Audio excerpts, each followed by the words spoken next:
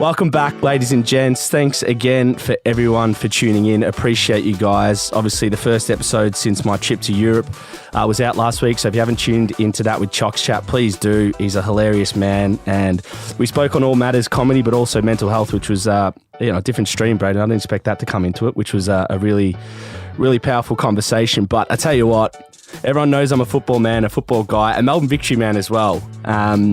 So I've been pretty excited for this one and been trying to get this man on for a while. So I'm glad the club's cooperated and the man's agreed to come on. But the magician of midfield, Jakey Brimmer, how are you, mate? Good, buddy. How are you? Yeah, good, man. Have you done a podcast before? I think one maybe a while ago, but not for a really long time. What are these podcast outlets doing? As if they're not coming for you after last season, bro. Yeah, look, it was a good season, but we'll see. Did you expect the year you had last year going into it? Yes, I did, to be honest. I knew, obviously, when we finished bottom of the ladder at Victory the previous year, I knew it was a big, as much as it was bad for the club and whatnot, but it was still sort of a breakout season for me. I started, getting into like the goals and assists side of thing. And then obviously with Popper coming in, working with him, I knew that was another big year, and that just took over, and you started to see my confidence on the pitch. Mate, huge. So you came the year before Popper came, so you experienced like the meltdown in a way, or the time where it was really tough for all Victory and Victory fans and stuff. Yeah, big time. It was the toughest time of my career. Yeah, mentally, hard, physically, bro. And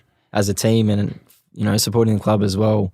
Since I was a young boy, to go through that was a disaster. Yeah, so. Yeah. Well, you're still so young. I can't believe it. But I do want to touch on last season before we get into like your individual sort of goals. But you'd probably be pretty happy with last season considering the year before. FFA Cup, obviously they bowed out in the semis to Western, which was a bit disappointing after the first leg and your cracker of a goal. But overall, were you happy with how the club kind of progressed? Yeah, big time. Like I said just before about like where we were the previous year to what we achieved last year, and to drop out in the semi-final was very heartbreaking, but from where we were to where we came was a massive lift for the club. Yeah. Do you think that the two legs, did you like? That's a weird one for me. All of a sudden there's two legs like it's Champions League, and it's single legs, we had them. Yeah, well, it was definitely something I've never experienced before, obviously. Yeah. Having played at Perth when I was at Perth, and it was a knockout, we beat Adelaide in the knockout game, and then to play Western United in a two-legger, it was a bit different, but like the other teams as well, Melbourne City versus, who was it? Adelaide? Yeah, Melbourne City, Adelaide, they had to go through it as well. Yeah, so, true. Like at the end of the day, the league had put that on, and we were just very, very bad in that second leg, which was disappointing. I think I remember, like, what was it? How many games unbeaten did Victory go last year? There was this period 16. where it was ridiculous. Yeah, I think 16. Popper got coach of the year, but like based off those 16 games, really. Well, yeah, that's like. I mean, I think it was after the Japan game when we played over in Asian Champions League. Yes, that's right. I think we came back, and I'm pretty sure we played City in 2 days after we flew back from Japan.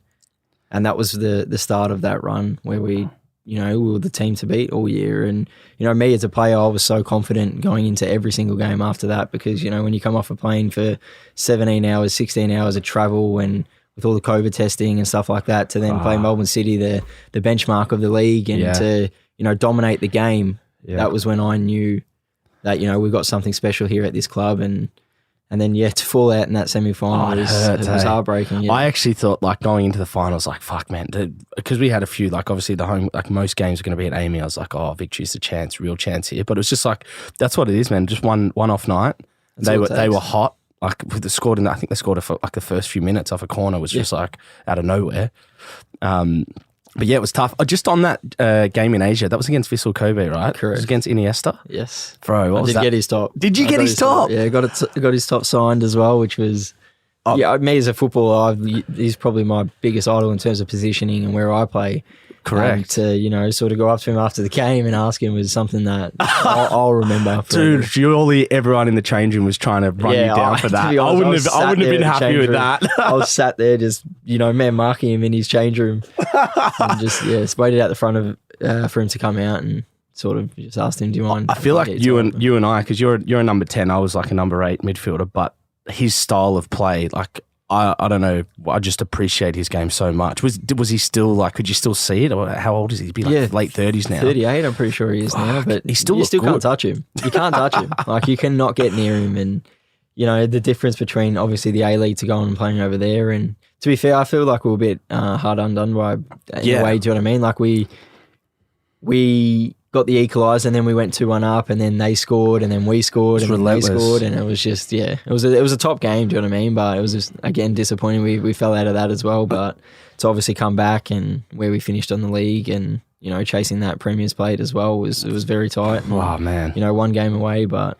I know, but it's like a big year ahead. Yeah. Big year ahead, but mate, to close out the year now, I saw this coming earlier in the season, but it seems like you may have too. But being crowned the Johnny Warren Medalist, I think at the age of 24, the youngest player in A-League history, youngest player since Mark Viduka, like that's not a small feat.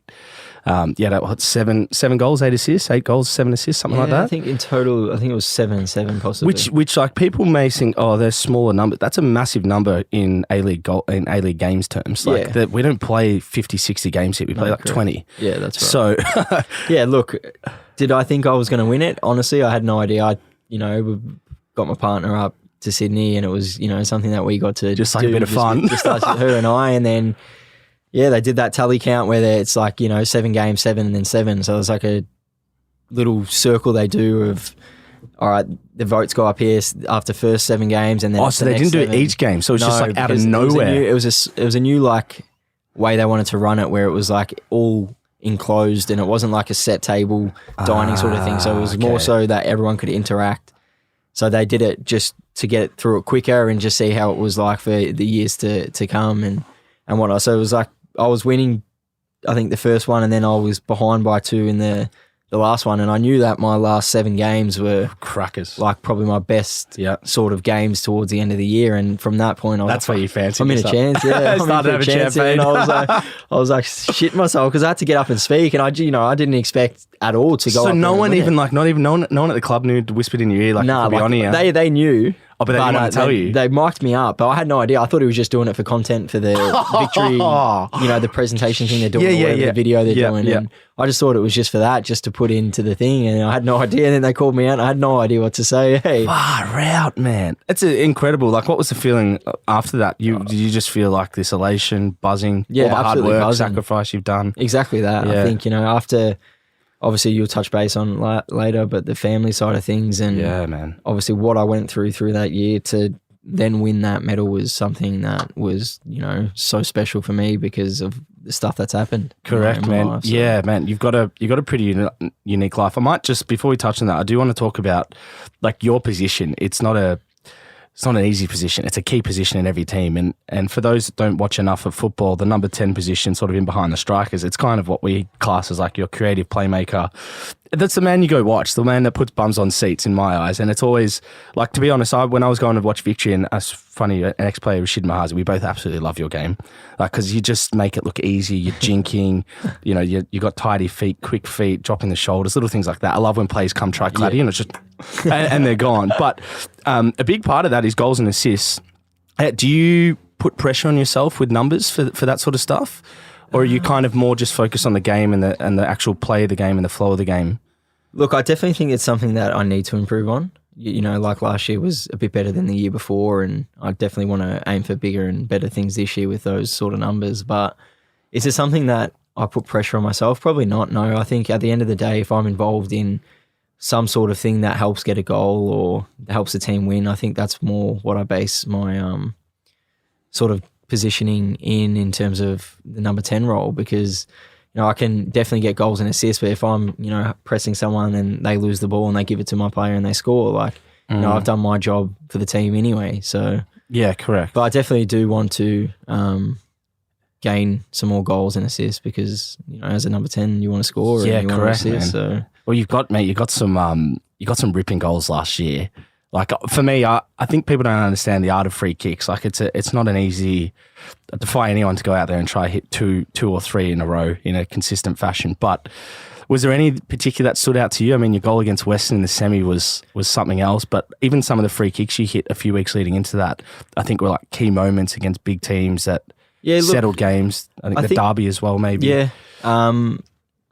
There was a derby one where I hit the quick free kick and got the assist. But I think the biggest one for me would have been, obviously the semi was very good, but I think the Sydney one, because at that point, it was still tight at the top of the table and I needed to produce something. It was 1-1 at the time and, I've stood up and put it in. That was probably the biggest one for me because that sort of gave us momentum to go on and win that game comfortably. So for that was probably the biggest one for me. Mate, so how often, let's talk about your free kicks because it's such a niche part of the game that people consider, talk about James Ward-Prowse. Like, he's such a good footballer for Southampton, but everyone just talks about his set pieces. Like, it can affect a game that much when you're that deadly from it.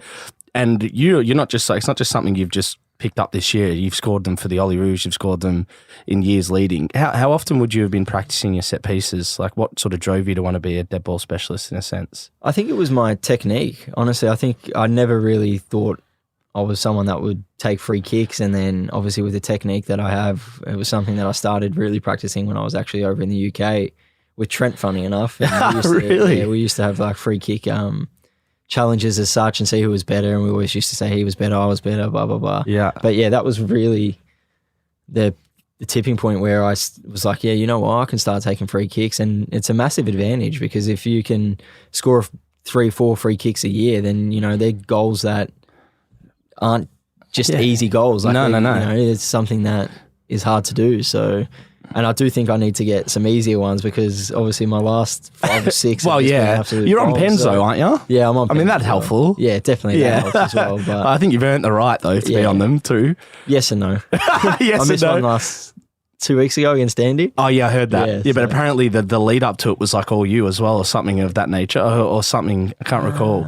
No, someone did something dazzling. I read it can't on that. remember. I was overseas. I Well, can't really remember. no one's out down in Thunder's ground. That's all right. no I just offense, saved it for the league. So yeah, that's right, yeah. mate. So for the big crowd. Speaking of the crowds, like the atmosphere around Victory really shifted last year, and I obviously got a bit closer to the club doing some work around Victory TV, and just like through the offices felt like the energy and like Popper's presence is felt through everyone, from the admin to, you and Lewis Nani, for example, like everyone feels it in the club. And obviously the results were going well, so it's a good place to be around. But you were here when it wasn't going so well, and you've worked with Popper before. What is it about him that essentially changes like the culture and impact and was able to do it, I guess, so quickly? I think it's his mentality. I think that's probably the biggest factor of him is that, he's a hard worker and he'll push you. And if you give back, then you buy into him, you're guaranteed success. Yeah. Like you've seen that wherever he goes. Like he's won the Asian Champions League, he's won Premier's plates, he's won everything. Do you know what I mean? Yeah. Obviously not the final yet, and that's to come this year. Yeah, but correct. yeah, he's just guaranteed success with him because he's such a hard worker. And if you buy into that and give him your all, he'll give you his all. So yeah.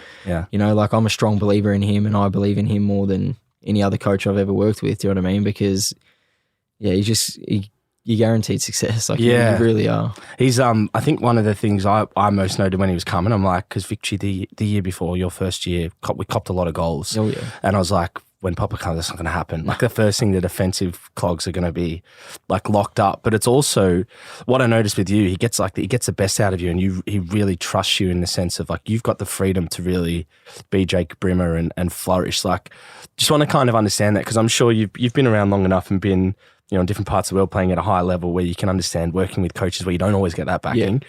Like how powerful has that been for you? Oh, massively. Like if you got the backing of a coach, then, you go out on that pitch and you know that you have the freedom to be able to, you're a footballer yourself. And when you have that backing to be able to play your style and play the way you want to play, that gives you so much confidence. Like I can't express how much, having the backing of a coach helps to go out there and just do your thing. Like go out and do your thing. Yeah. And for me, him coming in, and obviously I worked my ass off in last pre-season and this pre-season, but to then go out there and get the backing of him to go out and play in front of a big stadium and show my thing was massive. Like it's massive. What's he like behind, I guess, between the four walls? Because we always see like a very stern character and we feel like the competitive edge, and he's like fired up always. But what's he like, particularly getting the best out of you? Like, is he talking to you one-on-one? Is it man management? Is he more just like, just selecting you every week and that's where he's got confidence in you? I think he would chat to you individually. I think just his presence, you have to work hard. Yeah. Like it's not it's so a matter true. of you have to do your own thing to motivate yourself. Like his presence will motivate you to do your best. Yeah. And like you touched on it before about the defense the previous year to last year. Yeah. And last year we were the best defensive team and had the best defensive and the record. year before the worst. Yet he's come in this year and still said that we need to be better.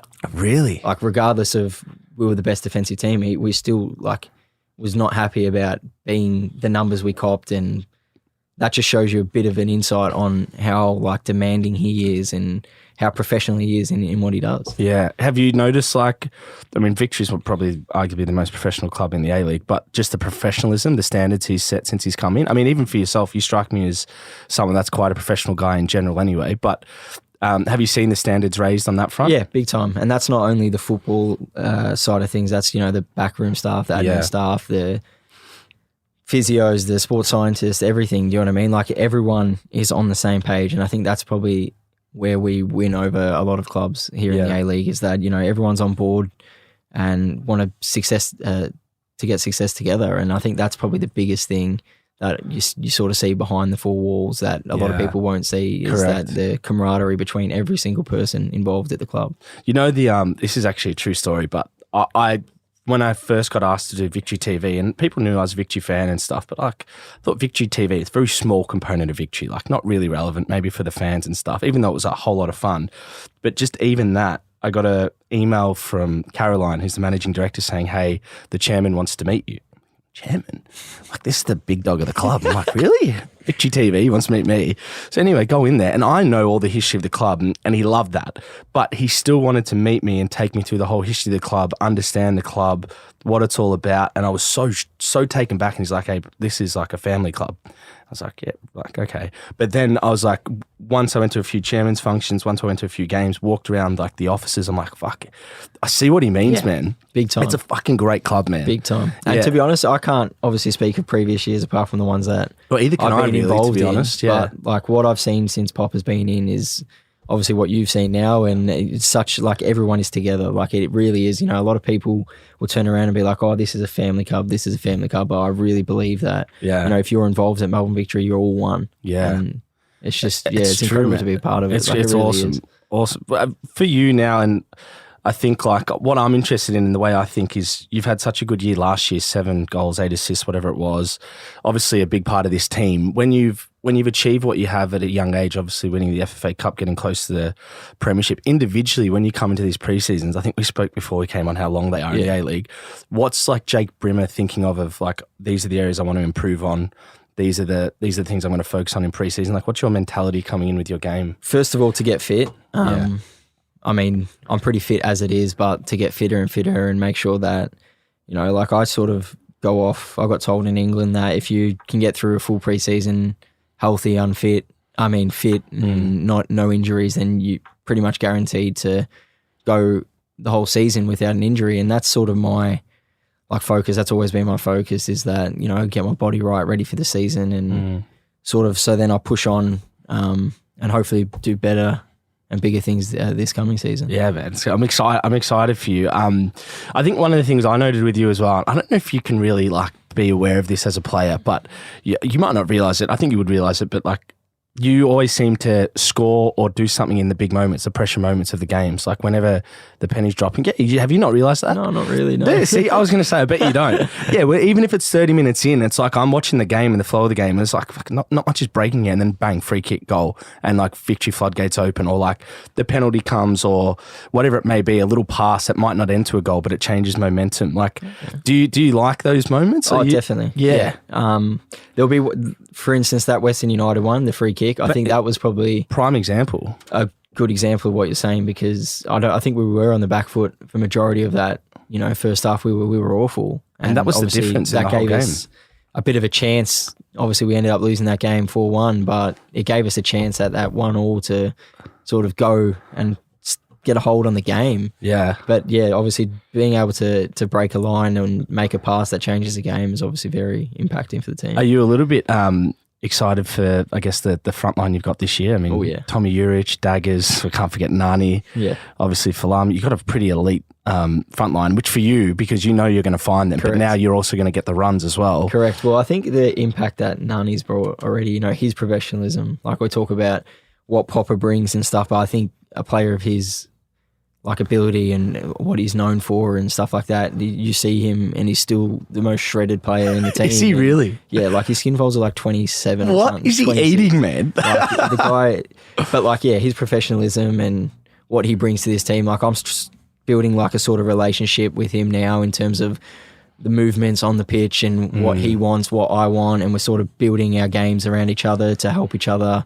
But yeah, like our front line this year is scary. Like man. even like, you know, you look at the players that are going to miss out, that are going to be on the bench. Like, you know, you've got players coming on that will play in any other team in the league. So yeah, I'm very excited. What can we just like talking about Nani for those? I mean, if you don't know, geez, go Google, please. But he's a champion. Oh my God, if you don't know, that's a concern. But and he's a big deal. You just have to go on his Instagram, look at his following. But from a footballing perspective, he won the Champions League, he won the European Championship. He's won Premier Leagues. He's won so many titles. Played for Manchester United for probably over 10 years. Yeah.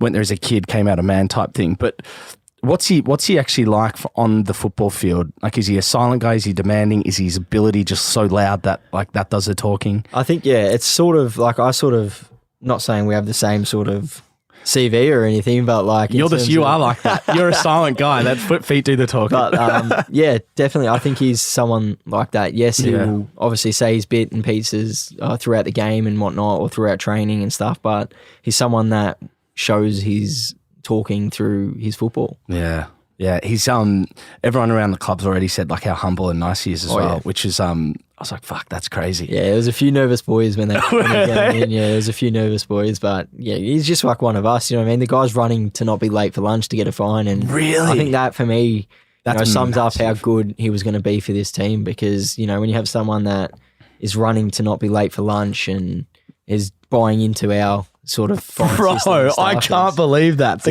This guy would have been making so much money a week and he's running to lunch, not get a $50 to $100 fine. What a lad, Nani. Oh, I can't wait for that.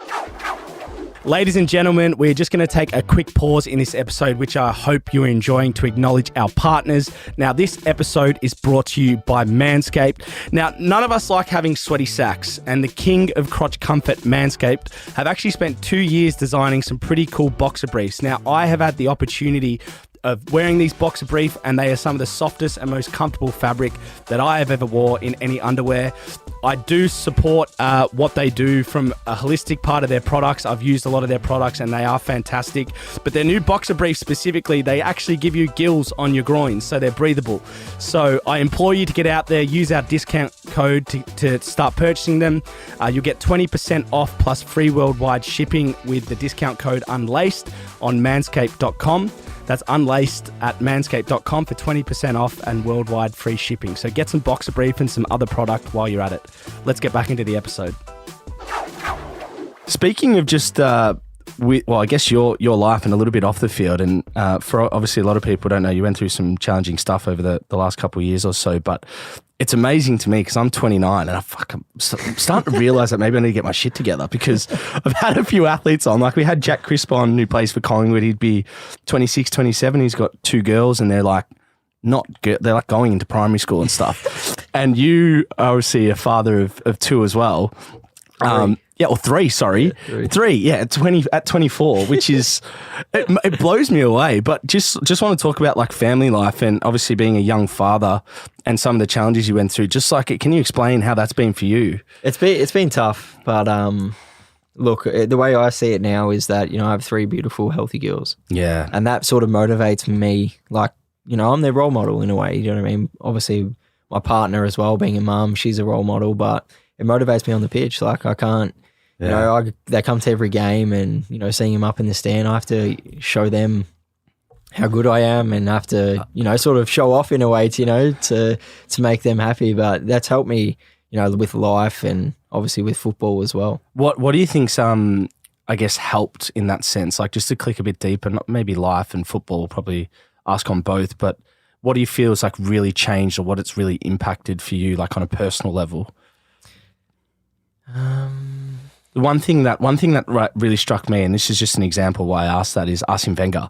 He used to have this like philosophy, because I had a friend who was playing at Arsenal, and I was like, man, what's he like? And he's like, he's got this thing with all younger players. He loves them to be in a relationship because A, they don't go out, and B, they're calmer off, like, you know, if it's a good relationship, but they're calmer on the off the field, which impacts good performances on the field. Yeah, you know what? That's not a bad shout because, you know, like I'd say I'm young, I've got 3 kids and stuff, but I did, you know, used to go out quite a bit and, you know, I had my mates and stuff and I'd stay up late, etc. But obviously that's matured me now with having kids, and I think that's a big point because you don't find yourself doing the stuff that isn't going to help you as a footballer, and it definitely does keep you calmer, and yeah, like I said, they just motivate you to do good and to do them proud.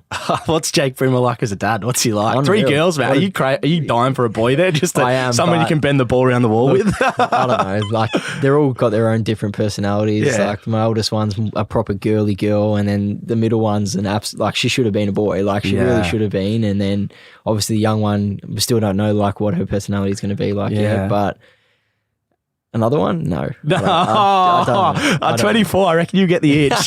You've still got so much time on your side. Yeah, but if I get another girl, then it's another one. Then you're going to be training that girl to start hitting free kicks. She's not going to have a choice, the poor thing.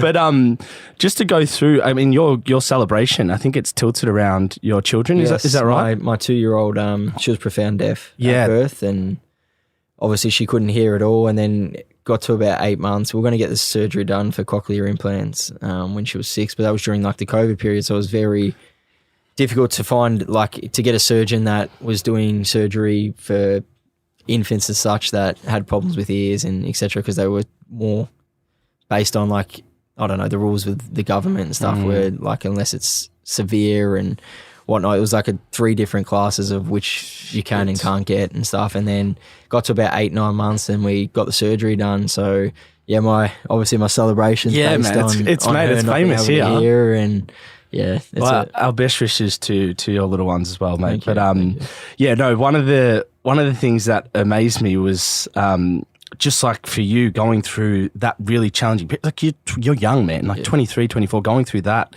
being a father, but then also having to back it up on the field.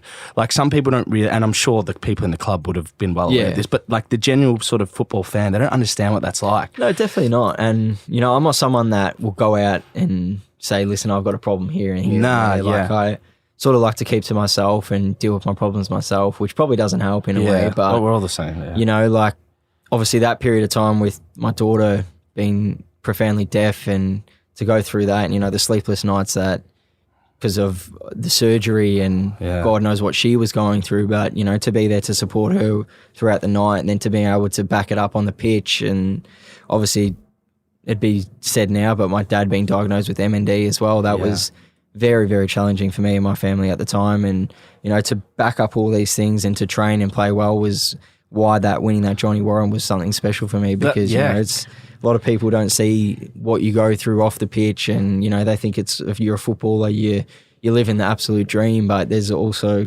adversity through it, and it's how you get through it. Yeah, but life hits anyone. Doesn't matter who you are, right? It's been a challenging period, but that's why I'm very proud of what you've been able to achieve. And when I mentioned, like, for all the hard work, it's the sacrifice that goes on from also your family members for you too. Like, it's reward for them, which is pretty special. Now, my first run-in with the name Jake Brimmer, I think I was on the back of my last A-League contract, so I was on the absolute down spiral, but you were on the up spiral because I heard about this boy from Nunawading getting signed to Liverpool. And I'm thinking, how the fuck has that happened? So please give me some explanation to that. For those that don't know, Jakey was on the books for Liverpool Academy 2014 to 2017. Correct. Yes. 3 years. Liverpool do not sign anyone in their academies, ladies and gentlemen. So this is a big deal. So how the hell did that happen? Yeah, so I'm pretty sure it could have either been the State Vic team or the Victory Youth team. I can't remember exactly which game it was, but I remember a friend of my dad's that was an agent at the time was telling me that he needs to find a player to come watch, and the guy told my dad that it was me. And Barry Hunter, his name was, the scout from Liverpool. Shout out, Barry. Shout out to Barry because, look, you changed my life. And he came out and watched the game, and after 45, you know, I seen him walking off, and I was like, oh no, I've not done well enough. Like, he's gone already. And then, like, 3 days later, he gets an email saying, like, we want him to come over and trial here. Like, I seen enough in 45 minutes. I left because he's very, very talented. Wow. Come over. Mic drop move, that is. I think that was around, it could have been February. It would have been about February in 2014. And how old are you at this point? I would have been 14, 15. Wow, okay, Yeah, so you're 14 or so 15. young. And then once I had gone over there, it would have been around April. And then before you knew it, I was on the plane back to Australia and packing my bags to go over there in June. And it was just like that. It happened so quickly that, you know, I was actually at the tipping point of just not going, because at that point I was with my mates and, you know, doing what boys do and stuff like that. And I remember telling Dad that, like, I'm not going over, like, I'm not doing it, like, I've got too much to lose here. And correct. He sort of turned around and said to me, don't be an idiot, like, you're going over there. And I was like, nah. Yeah, man. And then he's like, don't make the same mistake that I did when I was younger. So that really hit me hard, you know, my old man saying that. And that was when I was like, what am I doing? Like, so that was like a sliding Liverpool. doors moment for you, like Liverpool or on the piss with the lads. Yeah, literally. You made the right choice. Do you know what though? I think back then, I reckon it's changed now because there's a lot more academies and I guess opportunities for young players to get into some better environments. But at 14, 15 back then, if you didn't make the AIS or you went in like a young national team, you kind of had to go overseas or else you're playing NPL. Well, it was a tough decision for me because back then I did get offered at the AIS. Oh, did you as well? But I believed in my coach, Greg Mangonis, at the time. He was... Oh, so you turned down the AIS? Yeah, I turned down the AIS and they said... Brimmer's a different cat, man.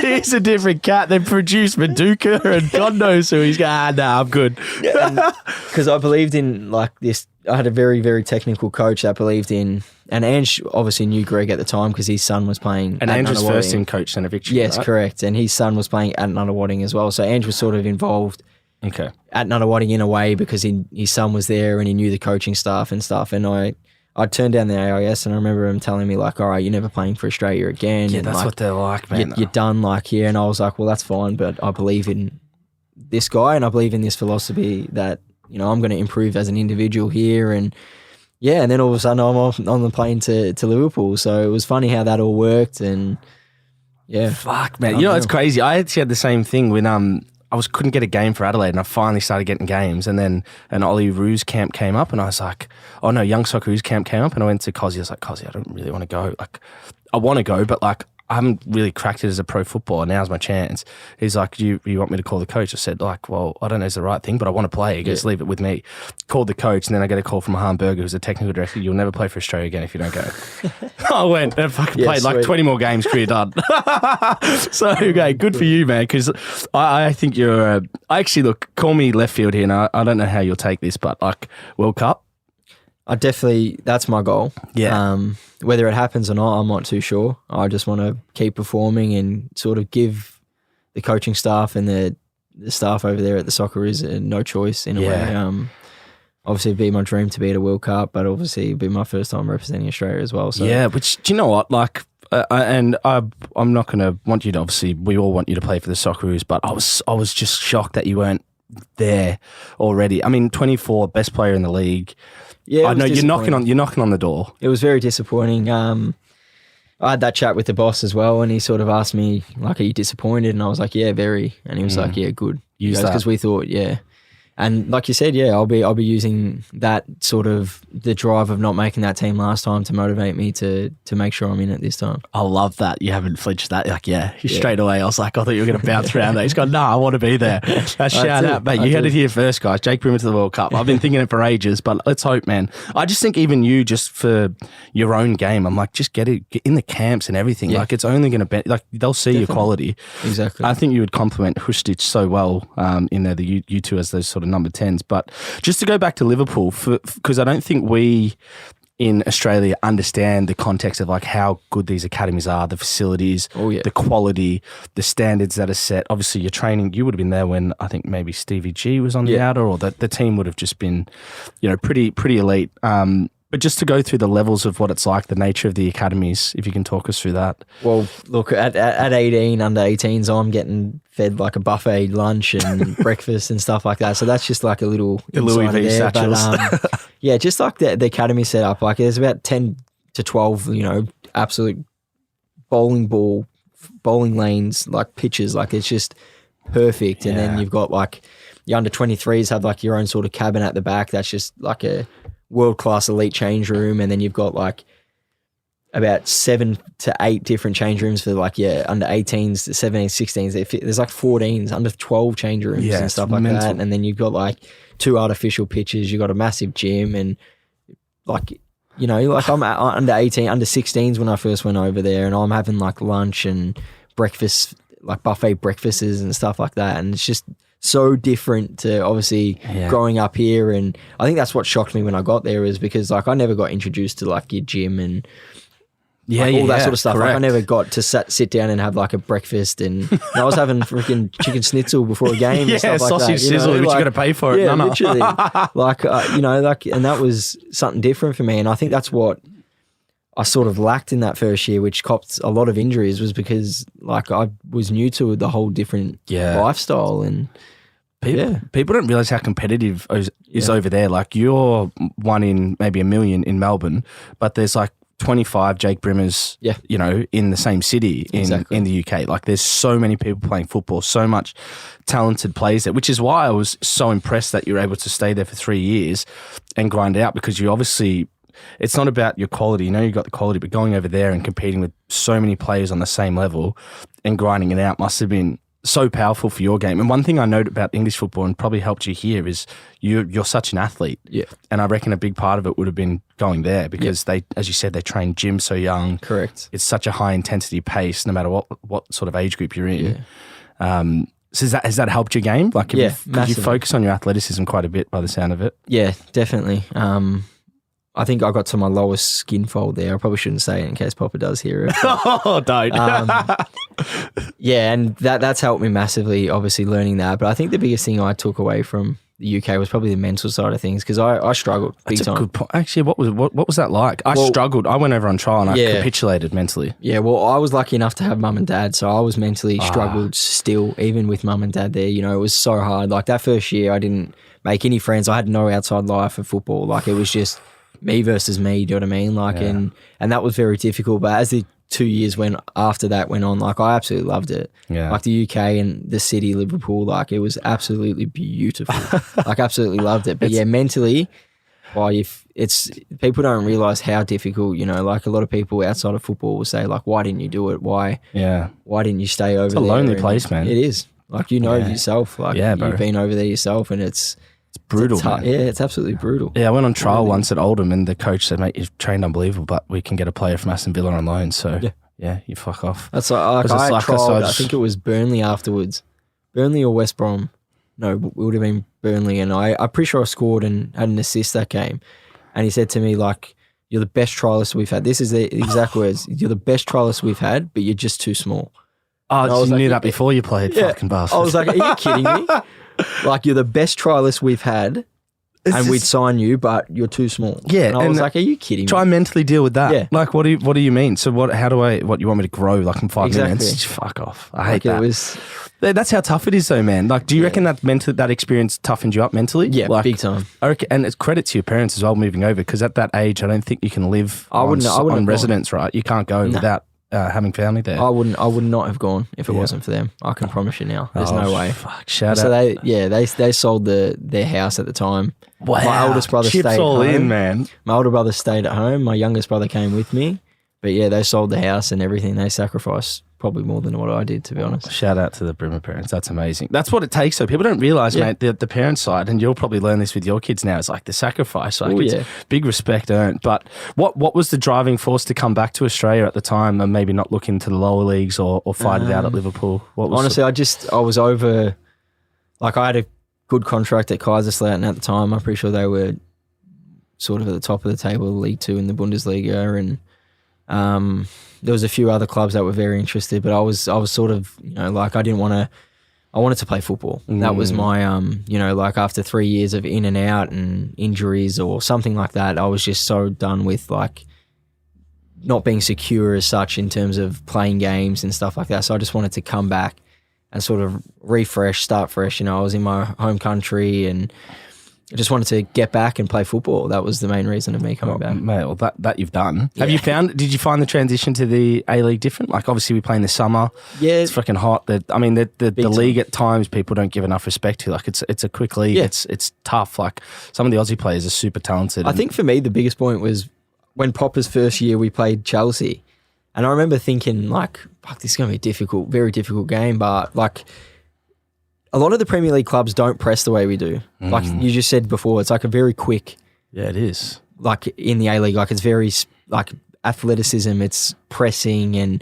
But then when we played Chelsea, a lot of the times, like, they wouldn't press, and it was more of a sit in a block and then counter-attack sort of game. And that sort of shocked me because obviously I had playing in the A-League, it was so bah, bah, bah, bah, bah, bah, bah. Yeah. And then the difference between here and there's so many different styles of like footballing, whereas like majority of teams here don't really, sit off and it's like just every single team is going bang, bang. Yeah. So I think that's probably the biggest difference. It's a good point, yeah, because I think also you note with some of these, unless they've mentally checked out, but some of these imports that come in with really good careers that don't light up the league tells you that it's not easy, man. No, and that's why you got to put more credit on people's names like yourselves to be able to have the seasons you do. But I wanted to actually just on that, who for you individually do you find the hardest to play against?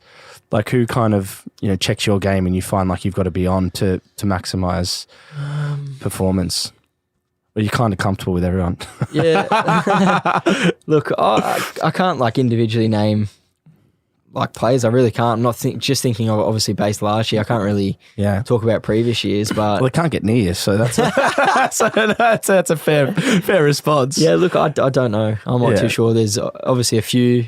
Yeah, but don't let them know. Yeah, don't let them know. Don't let them know. Good. I like that. Now I've got actually some bit of mail here that from my fellow friends at Victory. So shout out to those guys for giving me some dirt. I did warn Jakey about this. He goes, "Is it about me?" I said, "No, but it's about someone else that you know very well." But apparently you got a bit of a bromance with Nick D'Agostino.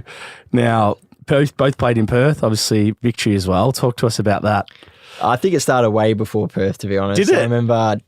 Like under 12s, I can't remember what it was. You guys it was played like, together that young. Yeah, it was. What was remember like when you were younger, you'd go to like a Queensland and you'd play like a tournament. Primary schools, the Victorian primary school. Oh, Gold Coast Cup? No. Yeah. Oh no, I don't know. I can't remember what it was. It was like all the state teams. And well, through when you were still in primary. Yeah, so it was like Victoria versus Queensland. Yeah, there's Victorian primary schools team. The primary school. I think nationals, whatever. Yeah, nationals, whatever it was. And we had met then, so that's when it like sort of started. Then, so like that's mental. We've sort of been like family friends as such since then, and it's just grown and grown, and like to this day, like we're still like. Little bro. That's awesome. You guys, you'd be same age then? He's 24. Yeah, 24. Yeah, both 24. Man. He actually, when he moved here, stayed with me and my family. I heard about this. Well. So this is where the other, apparently he's got a very vibrant aroma, is what I've been told. Elaborate. What do you want? He's a bit smelly. Who says that? I can't. I'm not throwing my sources under the bus, but it's like, look, if you look at him, he comes across as that. But he's not? He's not. No, the mail's wrong. Yes. Oh, well, there you go. Sorry, Daggers. I'll tell you off camera so I don't blare him on here. But, congrats also to Daggers and Ben for obviously the seasons they had and getting called up to the Socceroos. That I think for me that's what probably got me the most. I'm like, they're there, then Jakey's got to go as well. Yeah. But I'm sure you were happy to see them get a berth as well. Like both of them definitely deserve to be there. Like you've seen what Benny was capable of doing one-on-one. When he's on, you can't stop him. You can't. Yeah, it's like it's coming. And he doesn't look like the strong type. I promise you, when he's putting his arm out across you, it's hard to. Yeah. He's very strong, and obviously Nick, being my boy, like I don't want to talk too much about him. Yeah, he had a great year, man. He did. The impact he made on the team, the goals he scored as well, were top goals. Do you know what I reckon? His Adelaide one was close to my one against West United the other day. Yeah. That's true. That's true. Not as good. The you know what? This is why I think Pop is so smart. I think the signing of Tommy is just going to push Daggers to a new level too, because it's 100%. Like, when you got competition, man, you got to play better. And like these pre-seasons, you can't not play bad and expect to play with Popper. You got to be on every day. You have to work and you have to prove to why you should be playing 100%, and that will, whoever plays, they're both good players and they're both going to be pushing for a spot, so it's good. Absolutely. Well, let's just talk about this year for the season. What for you would be, I guess, a good season and something you'd be happy on? Like, you obviously want to increase your goals, assists, maybe get a Socceroos call up, all those things. Are they the things brewing in your mind? Or are you kind of like a day-by-day kind of guy? I think, no, definitely goals and assists. And obviously that Socceroo call up is something that, I'm going to be very pushing forward to, because, that's something I really, really want. And I won't stop until I get it. So I'll be working very hard for that. But I think the premiership, I think that's probably the only thing I haven't won in Australia now. So fuck, that's not bad at 24. So I really want that premiership, and with especially under the boss as well for him, because, you know, what he's done for this club and what he's done in the league, in the country is, you know, he deserves it. Yeah, so. Mate, I couldn't agree more. I just want to, there's a few quick fire questions. We've got some fans to round us out, but I just want to talk about like playing with Rye Martian, because is he funny? Did I say his name wrong? No, Ray, right? He's a funny guy, man. I love him. I spoke to him on Victory TV, and then we've both got friends at Concave, but okay. I love his style of play, and just for like particularly people that can find you in space, you're pretty reliant on the service you get in the areas for you to be damaging at times. How's that been for you? Like obviously having Joshy and Rye there, and then you've obviously got Roderick. For me, it's the perfect two in midfield, you know, because you've got someone like Joshy that can hustle up and down, you know, make the box and then recover back, and then you have Ray that absolutely, like, you don't realise how much balls he wins, like in the middle of the park. Like he sweeps up everything, but then his technical passes as well finds me in small spaces, which, you know, a lot of people in the A-League won't play, but he obviously trusts me, and with someone on me, he'll play. And I think them two is the perfect mix, I should say. Yeah. You know, like speaking on Ray on an individual basis, he is not only a good footballer, but he's probably the funniest guy. He's the nicest guy ever, eh? Everyone picks on him, but apparently he's got shocking fashion. So. Apparently, I saw it on the picture. And I was like, that's why I was laughing. I almost went into bat for him. I was like, but I'd rather have your dancing feet under the lights, mate. No, but only the football people would appreciate his game, I think, because he's so tidy and clean. Yeah. Everything happens quite quick, so you don't really zone in on him too much. But he's a very effective player. But just for some fan questions now, this will be a bit of fun. But who in training is, I guess, who's the best trainer at Victory outside of yourself? This year? Let's go this year, yeah. Probably Josh Belante in terms of like his work rate and, you know, his ability to run. Like he just doesn't stop running. Like that guy could just run all day. So like in terms of hardworking trainer, he just looks like a guy that won't, like he could run for 100 miles or something, like his beard and shit. Yeah, just can't. He doesn't stop running. Like you look at him and he's just never tired. I've played with Josh as a kid. I've never seen him play like a terrible. I've never really seen him play a stinker. Literally, like he might not play a 10 out of 10, but he'll never play a bad game. Yeah. Like he's so consistent. Who for you was your football idol growing up? Honestly, it would not only because I got his top, but it would have to be Iniesta. Really? Or Xavi, yeah. I used to be big on watching because obviously I love the way Barca played. And they were at the peak probably through your childhood, huh? Massively. So I'd say them too because I love the way they play. Like you got a player that never loses the ball and a player that can just create anything out of, well, both of them, you know what? They're both the same player. It's hard to pick, man. Yeah. Sometimes I feel like Xavi could do what Iniesta does, but Xavi just doesn't want to. Yeah. Like he just moved. Like he'll do it when he has to do it. Yeah, but do you know what I mean? Sort of does the simple thing first. Yeah, which bothers me because I'm like, how talented is this guy? He's trying not to be talented. It's ridiculous. Who for you's been, I guess, a pinch yourself moment or one of the best players you've played against when you stood next to on the pitch? I know you played against Iniesta, so we might silence that one, but outside of that. Played with or against? Okay, so I had a friendly against, I think it was Norwich at the time, but it was for the first team and Stevie G had just come back from injury. So I was lucky enough to play next to him, which was... Played with Stevie G? Yeah, like he just come back from injury and I think it was against Norwich. It was at Melwood at the time, which is where the first team train, and like I think there was one or two other players as well. I can't remember if it was Sacco or Balotelli. One of them were just coming back from injury as well. So over there, you know, you got teams that will play you left, right, and centre. So if you're not playing, you'll get games. And if you're coming back from injury, they'll chuck a game on for you. So like Stevie was just coming back, and then they needed players to come up from like the under 18s to 23s, and I got to play next to him. So I have to say probably Stevie. Yeah. That's unbelievable. What was that day like? What was that experience? Was it just crazy? Unbelievable. You would have been. So I would have been. Fuck, Stevie. I was so nervous. Stevie, here's a ball. I was so nervous, man. The fuck. I was so nervous. And Diego Castro, I must say. Diego. I don't. Yeah, Melbourne. We don't appreciate him as much because we were here, and he did damage to us. But mate, he was. I think he's probably. I would say him maybe the best import in A-League history. Like I really think that. I mean, I know like just for consistency for output.